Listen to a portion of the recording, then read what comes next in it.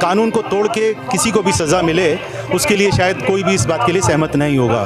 बिल्किस बानो के रेपिस्ट जब जेल से छूटते हैं तो भारतीय जनता पार्टी के लोग उसका स्वागत करते हैं, उनको फूल माला पहनाते हैं और मिठाई बांटते हैं। उसका भी विरोध होना चाहिए था। क्या हमारे देश की आदिवासी बच्चियों को पढ़ने का अधिकार मिल रहा है? क्या हमारे देश के दलितों के बच्चों पर हो रहे अत्याचार कम हो रहे हैं? क्या हमारे देश के बच्चियों पर हो रहे बलात्कार कम हो रहे हैं? हमारा तो सवाल वही है। कहते हैं कि पहले लड़े थे गोरों से, अब लड़ेंगे इस चोरों से। बाबा साहब आम्बेडकर का दिया हुआ संविधान, महात्मा गांधी की सोच और नेहरू की सोच, ये तिरंगी सोच जो है, उसी सोच को लेकर हम मैदान में हैं और हम देश में कहना चाहते हैं कि संघी शासक कुछ भी कर ले, हमारे देश के संविधान को हम कमजोर होने नहीं देंगे, उसको मिटने नहीं देंगे, उसको बदलने नहीं देंगे और देश की एकता, अखंडता, बंधुता के लिए जान की बाजी लगाएंगे पर लगातार लड़ते रहेंगे।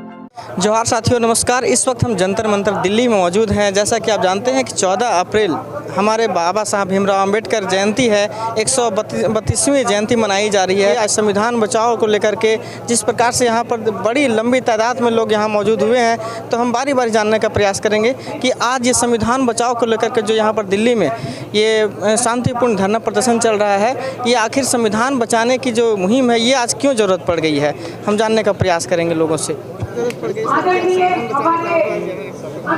अगर हमारे देश का संविधान सलामत होता तो हमको ये कार्यक्रम करने की ज़रूरत नहीं पड़ती।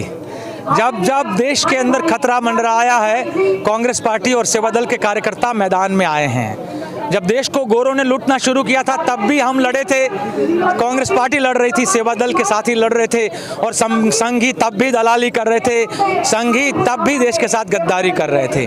और आज जब देश के संविधान को संघी सोच वाले लोग कमज़ोर करने पर तुले हुए हैं, देश की जनता की आवाज़ को दबाने का कोशिश कर रहे हैं, देश के जो लोग हैं उसके पर जिस प्रकार की त्रासदी करने जा रहे हैं, और इसीलिए हम आज मैदान में हैं और कहते हैं कि पहले लड़े थे गोरों से, अब लड़ेंगे इस चोरों से। बाबा साहब आम्बेडकर का दिया हुआ संविधान, महात्मा गांधी की सोच और नेहरू की सोच, ये तिरंगी सोच जो है, उसी सोच को लेकर हम मैदान में हैं और हम देश में कहना चाहते हैं कि संघी शासक कुछ भी कर ले, हमारे देश के संविधान को हम कमजोर होने नहीं देंगे, उसको मिटने नहीं देंगे, उसको बदलने नहीं देंगे और देश की एकता, अखंडता, बंधुता के लिए जान की बाजी लगाएंगे पर लगातार लड़ते रहेंगे।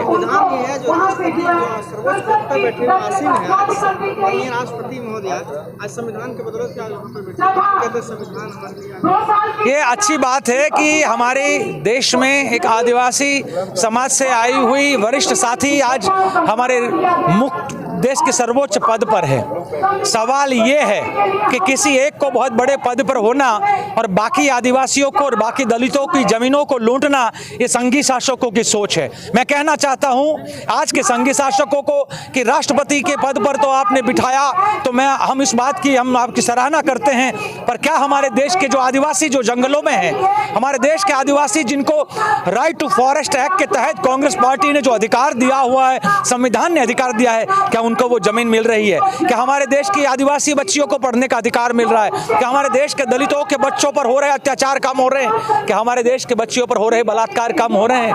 हमारा तो सवाल वही है। किसी एक आदमी को बहुत शीर्षस्थ बना दो और बाकियों के अधिकारों को लूट लो, ये दो रंगी सोच संघियों की है। संघियों की सोच, संघियों को मुबारक। धन्यवाद। आज सबसे पहले तो मैं बधाई देना चाहता हूँ देश के लोगों को और बाबा साहब के अनुयायियों को, बाबा साहब की, भीमराव अंबेडकर जी की जन्म जयंती के ऊपर। और आज जो संविधान बाबा साहब भीमराव अंबेडकर जी ने लिखा था, वो कमज़ोर करने की, उसको ख़त्म करने की एक साजिश के तहत भारतीय जनता पार्टी और आरएसएस के लोग जो आज सरकार में बैठे हैं वो लोग कर रहे हैं। तो आज ज़रूरत है देश के लोगों को जागरूक होने की कि देश संविधान से चलना चाहिए, और ये वो संविधान है जिसमें सभी वर्ग के लोगों को, सभी धर्म के लोगों को, ख़ास तौर पे महिलाओं को मुख्य धारा से जोड़ने का काम इस संविधान ने किया।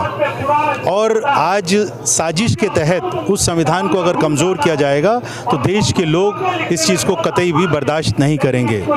आज ये जो कार्यक्रम यहाँ पर अनुसूचित विभाग और सेवा दल ने जॉइंटली इसको किया है, ये पूरा के पूरे देश में इस कार्यक्रम को हम लेकर जाएंगे और वहाँ पे लोगों को जागरूक करेंगे कि आज संविधान रक्षक बनने की आवश्यकता है। इसलिए कार्यक्रम की आज यहाँ पे जन्म जयंती पे बाबा साहब भीमराव अंबेडकर जी के इसका आयोजन किया गया। देखिए, मैं कहना चाहता हूं कि देश संविधान से चलना चाहिए, कानून से चलना चाहिए। कानून सबके लिए बराबर है और समाज में किसी भी तरीके का कानून को तोड़ने वालों के लिए, आतंकवादियों के लिए कोई जगह नहीं है।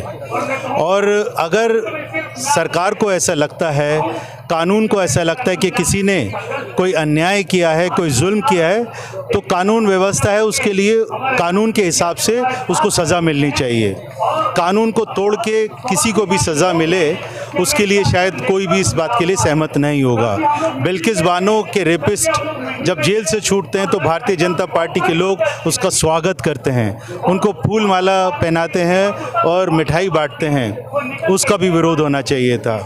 किसानों के ऊपर जो देश का होम मिनिस्टर, जो नरेंद्र मोदी की सरकार में मंत्री है, वो किसानों के ऊपर कार चढ़ाकर उनको देता है और वहाँ पर मंत्री पद पे रहता है। उसके बेटे को सज़ा नहीं होती, उसको जेल से रिहा कर दिया जाता है। तो वो उसके ऊपर भी गौर करने की आवश्यकता है कि कानून उनके लिए भी बनता है। और कानून उनके लिए भी बनता है कि अगर कोई हथियार हाथ में लेकर अगर समाज के अंदर कानून व्यवस्था को ख़राब करना चाहते हैं तो कानून उनके लिए भी है। सर, आने वाले 2024 में क्या लगता है कि इस विकास का, देखिए, ये तो देश के आवाम के ऊपर हम उनके मैंडेट को हमेशा उनको सलाम करते हैं, उनको हमेशा सर पे रखते हैं। जो उनका फैसला होगा वो करेंगे। लेकिन आज देश के लोग समझ चुके हैं कि देश में महंगाई चरम सीमा पर है। जो नौजवान हैं, जिनको वायदा किया था कि 2 करोड़ रोज़गार प्रति वर्ष देंगे, उनको रोज़गार नहीं मिला, बल्कि उनको अग्निवीर की योजना की घोषणा करके जो 19 साल का बच्चा है उसको कहा गया कि आप उसमें फ़ौज में भर्ती हों और 4 साल के बाद में रिटायर कर दिया जाएगा। उस बच्चे के भविष्य का क्या होगा? तो रोज़गार के ऊपर राहुल गांधी जी ने आवाज़ उठाई, कांग्रेस पार्टी ने आवाज़ उठाई। किसानों के खिलाफ 3 काले कानून आए, उनके खिलाफ किसानों ने धरना दिया, कांग्रेस पार्टी ने, राहुल गांधी जी ने उसकी आवाज़ उठाई, हम उनके समर्थन में खड़े हुए। आज देश के अंदर गरीबों का पैसा, मध्यम वर्ग के लोगों का पैसा जो बैंक में, स्टेट बैंक ऑफ इंडिया में था, जो लोग अपने भविष्य के लिए लाइफ इंश्योरेंस कॉरपोरेशन के अंदर, LIC के अंदर अपनी उसके अंदर पैसा जमा करवाते हैं, आज वो उनका पैसा अडानी को दिया जाता है। अडानी के अकाउंट के अंदर 20,000 करोड़ रुपया आता है। उसके ऊपर भी कांग्रेस पार्टी ने, राहुल गांधी जी ने आवाज़ उठाई।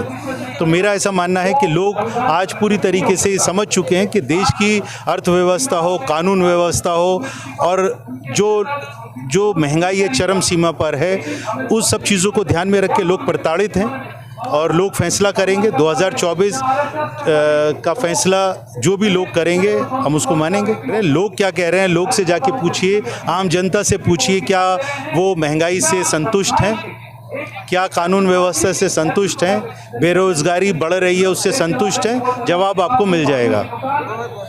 धन्यवाद।